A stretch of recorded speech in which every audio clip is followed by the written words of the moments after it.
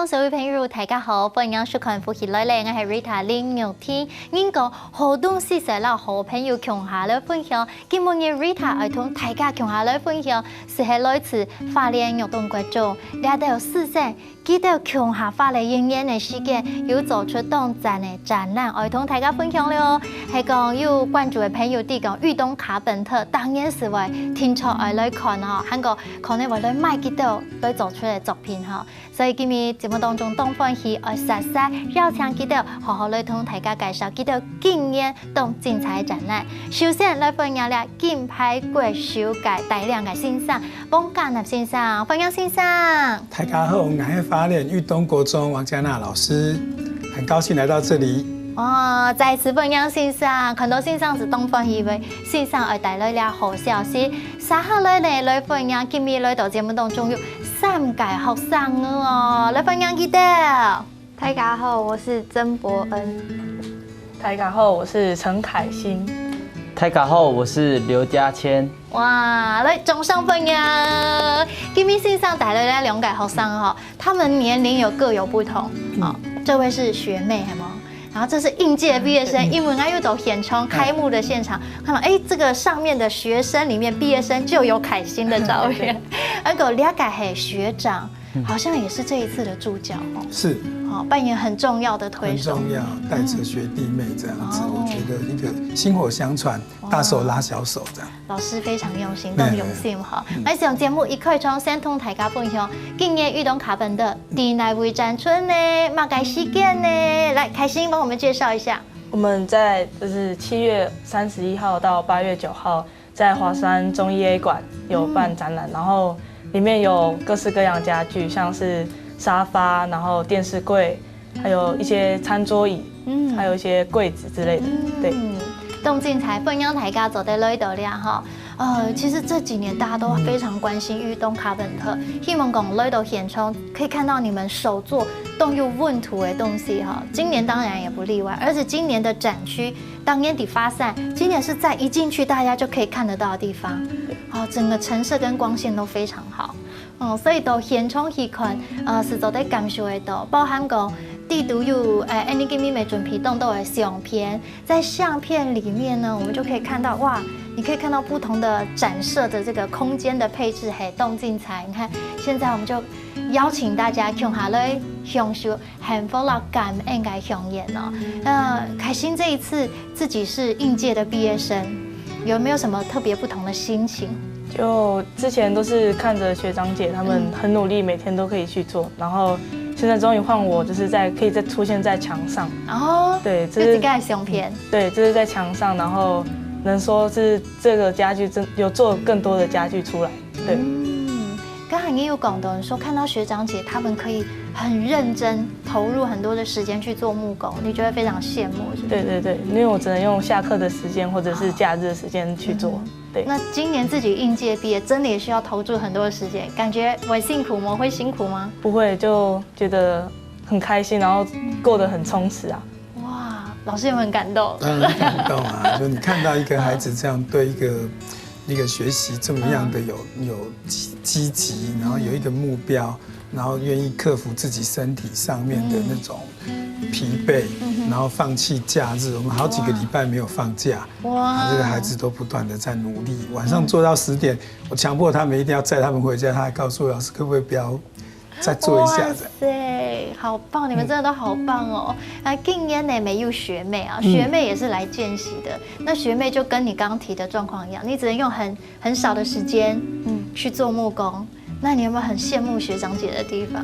有啊，就是看到他們可以自己一個人，還有就是做出一個作品，然後又很漂亮這樣。然後我也希望我也可以做出這種漂亮的作品。哇，好棒哦！大家有談到重點哦，他說學長姐的作品都很美觀，而且很實用。所以你要加油哦。會辛苦嗎？當然辛苦啊。哦，很好，當然辛苦，懂得都好，當然辛苦。可是為什麼你想要堅持下去？就覺得坐在這個做木工的時候會很放鬆，然後又會很輕鬆這樣。哇！其實讓我本來了解木工有點不同，因為其實我們在做木工的时候，你需要很专注，可能也需要蛮用力的。再来会有很多的木屑，很多的那种小细尘，对不对？应该是眼睛鼻子都会不舒服吧？但是你就觉得很放松，蛮特别的哦，会让你觉得心里很自由、很舒服。对。老师又要落泪了，我就觉得我好感动。很难得这个孩子这样子这不是他们正规的课程这样，然后他对这个特别有兴趣。那其实你看到一个孩子在投注这么多的精神的时候，他会忘掉很多疲惫。你要这2个月啊，我们花莲非常的炎热，动辄38度、39度。那有的时候我从外面看着孩子在里面，在那个粉尘这么多扬尘噪音啊。然后这些孩子流着汗水在里面制作，然后甚至身上沾了红色的木屑啊什么这样子，他完全没有喊苦。其实当老师就觉得很欣慰啦，因为起码有一个孩子愿意这样子去学习去付出这样。哇，老师看着他们又起的好像看到以前的自己也是这么拼。我有不一样的感受啦，就是说我们怎么去传达这样的情感，让孩子们能够喜欢做一件事情，然后愿意去付出。哇，很棒哎！刚才讲已经很久没有放假哈，星期礼拜展览1天，哇，险又有作品忙完成，差一点这个有作品上不了车，这个是也要特别感谢我们的学长，对不对？这一次嘉谦。以这个毕业学长身份回来，给予这个学弟妹很大的支持，你就直接睡在这个你们的教室里面，都不回家了，是不是？因为一回家就会睡过头起不来啊，所以我怕少了那些工作的时间，就真的会来不及做完。对。所以嘉谦现在是花很多的时间回到裕东国中，一起去帮协助嘉娜老师，也协助学弟妹，是吗？对啊，一方面也是希望可以再从嘉娜老师身上学到更多的技术。太聪明了，还有安永你就是要这样有好学精神，就真的可以学到东西。我有上个礼拜早上清晨我就到学校上班，我把工厂门打开，我就看到3个躺在桌上的，然后把他叫起来，他就告诉我说：“老师，我不敢回家睡觉。”我说：“是不是有鬼？”不是哦，原来他们是说，老师我回到家之后4点钟，如果躺下去的时候，我怕会爬不起来，因为太累，会睡得很熟。然后隔天又再继续做，就做到隔天晚上2点，我就陪他们到2点这样。哇！我就觉得说，哇，这个孩子他会愿意，那个身体的疲惫其实已经都在半晃神状态这样子。然后到底是什么东西去支撑一个孩子愿意这样走下去？说是大学长，在老师心目中还是个孩子嘛。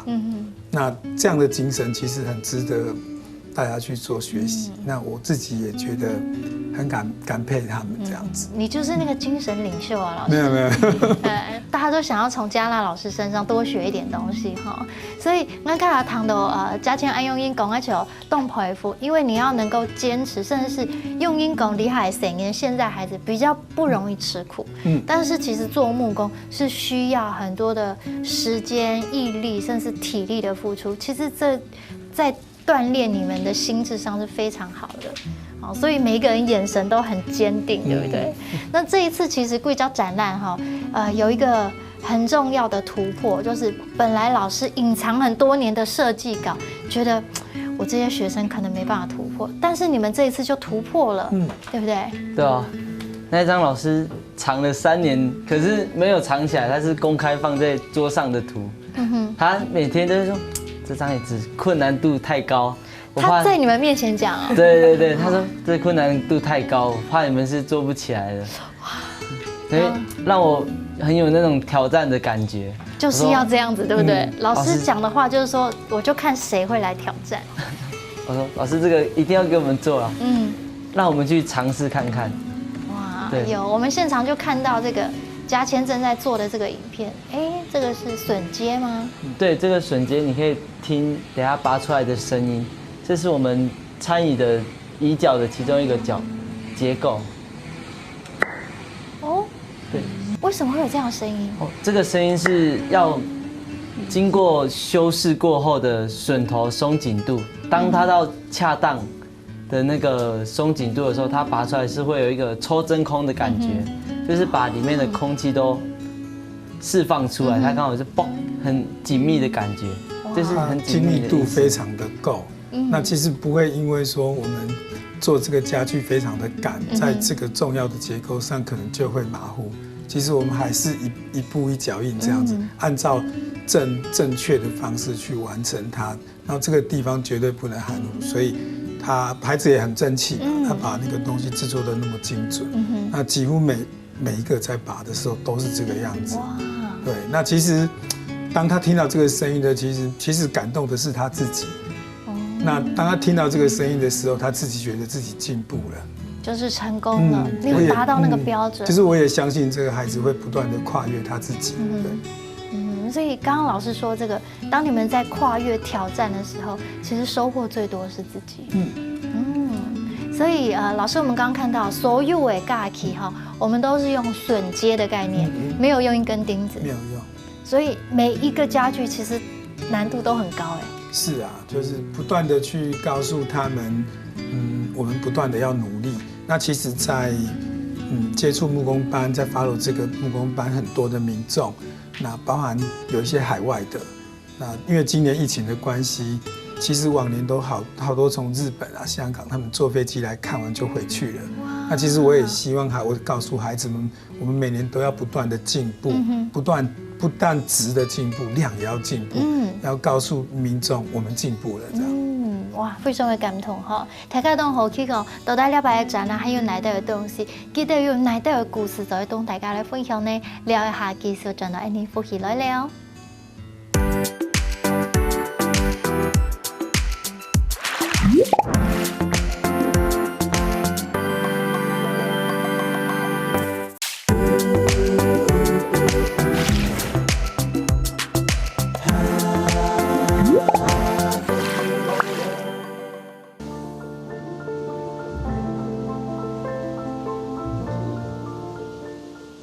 徐老师那么用心教导我们，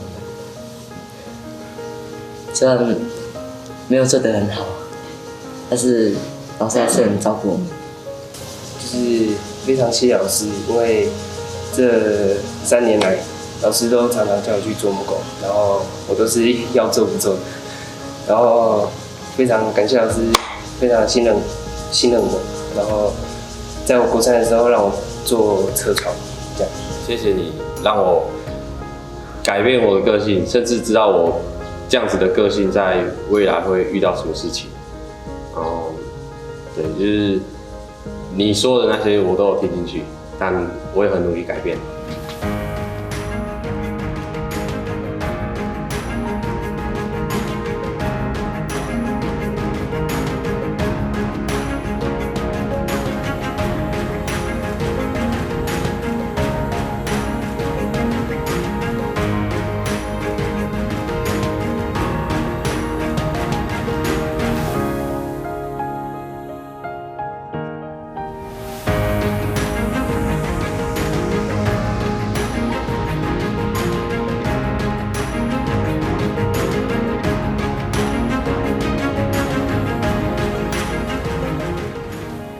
哇，看了影片非常的感动哦，看到每一只成员嘅进步，然后记得用心，还有记得对线上讲的话，我一边看嘅是其实目睭会跌出来咧，我相信线上同样图安到的学生嘅佢听感触东西嘛，再次来分享干纳线上，还有3位同学，老师刚刚看完影片哦，他们平常会对你这样说吗？他们其实我知道他们比较不善于表达，外表冷漠，其实内心非常的狂野哦。其实能够感受到孩子他们在这方面对老师其实是非常的敬重，很感谢。对他们只是不太会在我的面前表现出来这样。还是要酷一点。可是他们其实很爱你，我可以用“爱”这个字，因为那个爱是。除了敬重又感谢，甚至是很希望能够时时在老师身边，然后老师也会不断的鼓励他们。虽然有人爱做不做，可是老师还是愿意叫他来做，是不是？那是一个永远给孩子机会的一个方式。就是这个孩子，我们其实我们感受到的是，这个孩子他没有登到顶峰，看到美丽的景色，所以他会开始犹豫，会踌躇，他是不是要去登这座山？那这个过程中，像这样的孩子，多一点陪伴跟鼓励，他会感觉到老师跟他讲的那个绝美的景色是真的。然后有这样子的承诺的时候，孩子就会一直不断的努力上去。给他信心，不给信心，他才有力量往前走。是，哇，非常感谢线上安用心哦。所以今天三位来到节目的俩同好，我想你们应该是很有感触。我先从这大学长，你是毕业之后，你再决定回到学校，是有多大的动力跟契机？不然安用你现在。哦，这个最大的动力就是因为从小把我照顾到大是阿公阿嬷，对啊，如果回到我自己的家乡，还有工作的机会，然后又可以去跟姜老师学习，这是我一个最大的动机。然后可以照顾他们，又可以就是还他们养育之恩，这就是更大的一个动力。所以我很感谢姜老师给我这一个机会，然后我可以回到家乡，不但可以跟他继续学习怎么做木工，或者是更多方面的技术或者是理念，又可以照顾到把我从小带大的阿公阿嬷。对，所以很感谢姜老师。哇，你超棒的，真的一定会很成功，因为这么用心。那你的梦想是什么？我的梦想是总有一天打败姜老师。哇，这是我们国家的金牌国手哦，太好了。只能在他底下苦读，不知道要几年，继续努力，对不对？继续努力。老师觉得你超棒的哦，有这样的信念，一定会成功。其实我常常跟他们说，我到裕东国弄这么久，这样，其实我不乏看到比我资质还要更好的孩子，但是我没有看到比我还勤劳的孩子，这样。因为老师可能在很多方面，他们觉得说很多条件跟能力上面很好，但是他们没有看到我的过去。其实老师是花非常非常多的时间去充实自己的。所以一定学无止境，继续加油。有一天你可以打败你心中的这个神山，对不对？可以征服，你也可以站上那个高峰。好棒哦！那凯欣呢？今年毕业了，未来有什么规划？我未来就是继续，就是先读高中，然后大学再看可不可以，就是毕业之后也是想要回到家乡，就是也希望也可以在姜老师附近，就是帮忙老师之类的。那你之后想要做什么？我之后也想要像跟老师当一样，他像当这么好的老师。对，你想要成为老师？对。所以一位好的老师是可以改变一个孩子的人生。你牺牲他们的教育当重要，所谓的教育我们要如何翻转？其实老师的用心，然后带领学生，其实他就一点一滴用生命在陪伴生命。好期待你成为一位很棒的老师，我觉得你一定会是。汉狗，我在凯欣在做木工的时候，你好像有特别说，好像平常大家觉得男性可以做的，其实女性也可以做的。对，就是有时候就是有人会问，就是说女生到底适不适合做这种比较那个粗活的工作？因为它很需要体力的。对，然后其实我也想跟他们讲，就是那个椅子也是女生也可以做得出来，就是一些小细节，就是女生也可以把它做得很完美，这不一定是说木工这个行业就是一定要男生去做，其实很多各行各业就会有这种偏见嘛。其实我也希望大家就是可以把这种性别的那种就是感觉就是弄掉，就是说大家都一样，对，大家都是一样的。只要用心，只要努力，我们都是可以一样做得这么好。对，哇，那听了学长姐这么说，伯恩以后有什么梦想？我不知道，就是看之后未来怎么走。有想过想要继续走木工这边。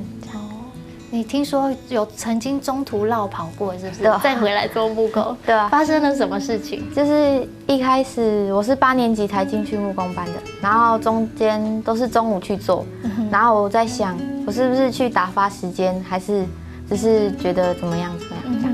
然后后来想想说，我还是好像很喜欢木工这个东西，然后后来想开了就回去做，然后就坚持到现在了。这个孩子他其实他的能力非常的好，那来的时候其实我一直故意让他弄一些很枯燥的东西，然后其实要磨他的去考基本验他功吗到底是不是一时觉得很喜欢，还是真正的能够克服那种无聊、枯燥、重复一直不断的做同一件事情这样。然后孩子有一段时间消失，然后消失消失不见了，然后隔一阵子他回来了，他回来之后再继续投入的时候，孩子改变了嘛。这个时候唐老师也要跟着改变，然后顺势而为，这样就让孩子在做一些跟着学长姐一起努力，那很快就看到他的能力的绽放，然后你就觉得说哇，这个2年级的孩子不输3年级的学长姐。那在这个过程中，这个孩子他其实得到很多的激励，他其实所做的东西最激励的就是他自己，所以他愿意花更多的时间克服身体上的疲惫，每天还是都放暑假，人家在玩呢，他是到学校来，即便这个展览可能是凯欣他们这一届应届的孩子，可是他的努力付出的程度不会输给他们。哇，你们每个人故事都让我好感动，我觉得好棒哦。老师，你这样带孩子带了，今年是第几届？第几年？今年第12年。第12年了。出来展览这样12年。哇，那这12年，你看了12届的学生，每一届的孩子其实都有很多不同的规划安排，但是每一届他们展出的东西、物件，甚至是它的品质，就像您说的，要不断的挑战，是越来越成长的。对，但是或许孩子不一定有学长姐他们聪明，或者是他们的能力不一定比他们好，但是我们永远可以提早努力，提早起跑，提早开始加班，然后用这样的时间来补可能自己不足的地方，然后其实孩子也知道，我们今年做的一定要比去年更好，因为他们永远知道很多人在关注他们，然后很多每年都来参展的民众，我们呈现出来的东西要很直接的对这些民众交代，我们有进步，我们没有懈怠过。我从老师刚刚的谈话还有发哥哥，老师一直讲要比别人更努力，而且要不断的精进，不断的充实，因为你充实自己是让自己成长一个最大的动力因为别人一直在进步嘛所以老师带领他们，平常他们除了很认真做之外，他们有没有偶尔是可以放下这些工具，然后跟你聊聊天？那你们都在做些什么？我们是用短暂的时间，其实工作跟休闲是合并在一起的。其实我们有的时候在工厂里面，其实我们有一些棋子，我陪他们下棋，然后下棋的过程中就会天南地北这样子聊，然后在这个过程中都很愉快，然后也可以在这个过程中传达一些做人处事的或是工作的基本的态度这样。然后在最轻松的方式跟他们去做互动，然后可能这个快乐的时间下棋下完，饮料喝完了，再继续努力。哇，又有电了。随时随地啊，就是我们没有很特意的找一个时间，去告诉他们一些什么东西。有的时候这个发生在这个孩子上的事情，也可以同时的去告诉很多的孩子，然后这样子哪里不好，那样子哪里好。然后我觉得这个孩子应该他们都很能够接受。所以在木工班里面的学长姐、学弟妹这样子，你们感情都很好，是不是？都有一定的程度。我很羡慕他们，他们很开朗、很快乐。但其实，我当老师这样，可是我有的时候常常问，我要发生什么事情才能够跟他们那么样的快乐开朗？好棒哦！所以老师也受到他们阳光的感染哦。也是。等下多转了，还有一家动猴也笑 C 的同台跟大家分享。除了裕东卡本特的今年的展览一定要去看，那嘉娜老师也带来一个最新的消息，而且是老师另外一个梦想逐步要实现。了解下技术展览，你也不起来嘞。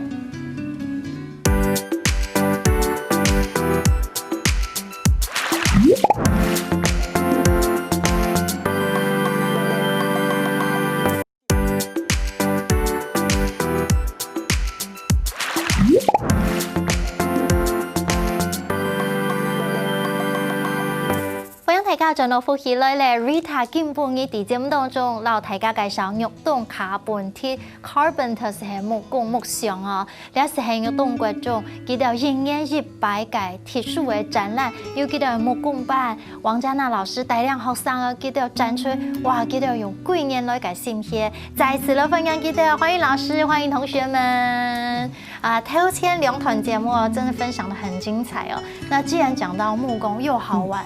又辛苦，那当时我来了解，我们来问同学一下，请问你们在做木工有没有曾经发生过什么觉得难以挽回的事情，或觉得非常有挑战的事情？就是在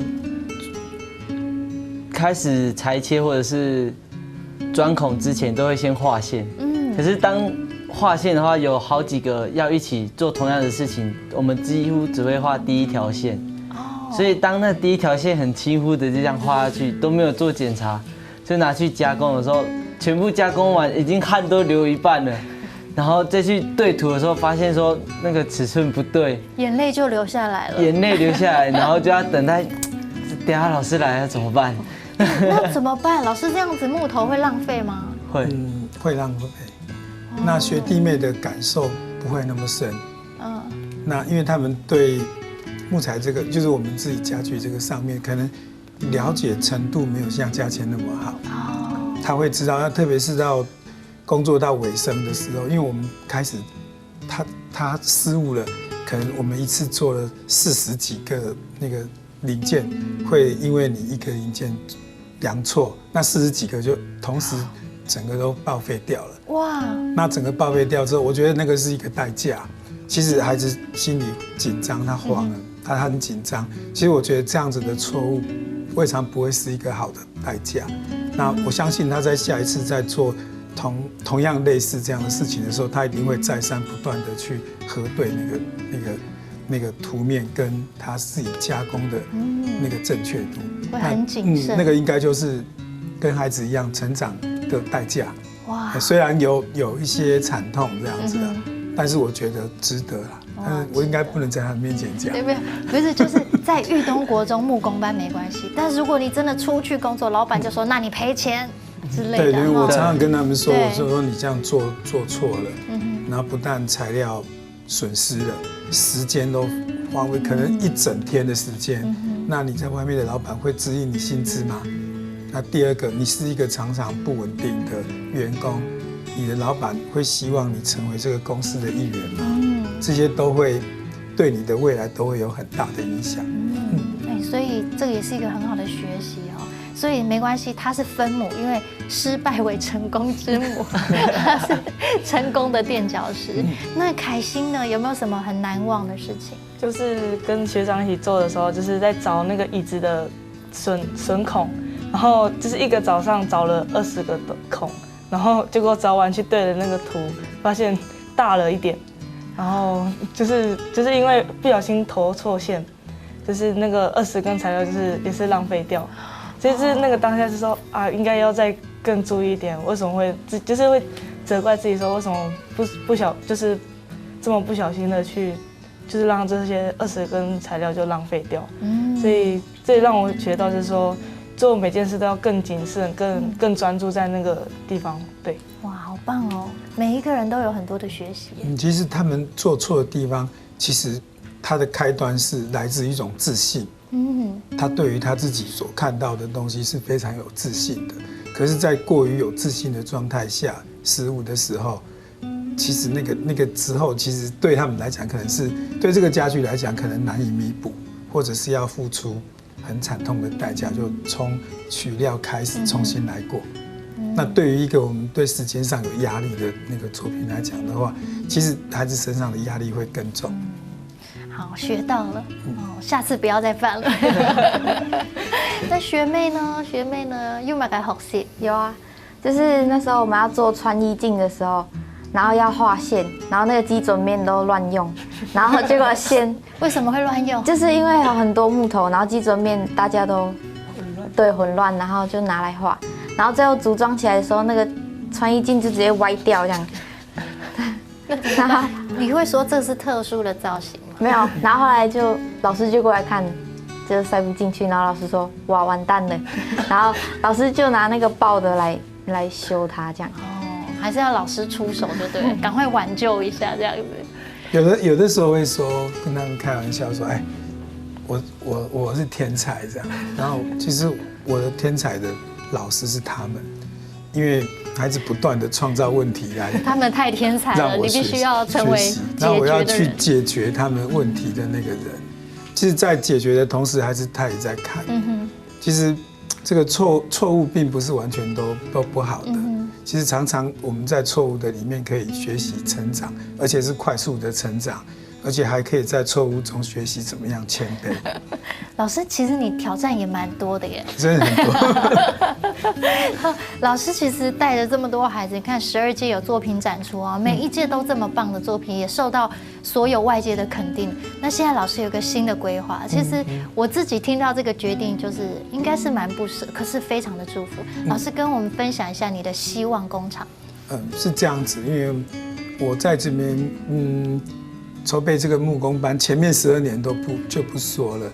那从带孩子做家具出来办展览12年，甚至让很多的孩子改变他目前的现状，然后让他得到自信，然后得到那么多人给他们的鼓励。可是我却没有办法帮任何一个孩子能够平安的回家过生活，然后一个产业都没有。那其实我们在教育的现场，我们看到很多在教育上的问题。他的问题源自于他的家庭，那他的家庭呢，再去细分，又来自他们家庭的经济，然后造成很多的家长离开家庭去工作。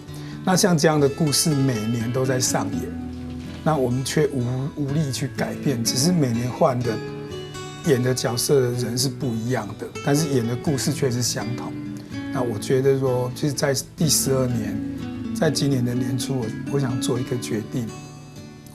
我先离开这个地方，去外面去创一个产业出来，然后能够把一个产业弄出来，能够留下几个孩子，可能这几个孩子将来，其实我们就投资这几个孩子，那投资这几个孩子就等于是投资一个未来的家长。那这些孩子一旦经济如果能够稳定住的话，其实在某些程度上，学校就会因为这样而减少一些学校孩子学习上的问题，或许几年后我们就可以减少社会上的问题。那这个东西或许，我们的社会不太愿意去面对这个事情，但是总是要有人去做。那我不知道是会不会成功，但是我愿意去尝试着。所以我觉得到明年之后，我会想办法到外面去弄个产业这样子。哇！非常非常的祝福。那未来木工班还会继续吗？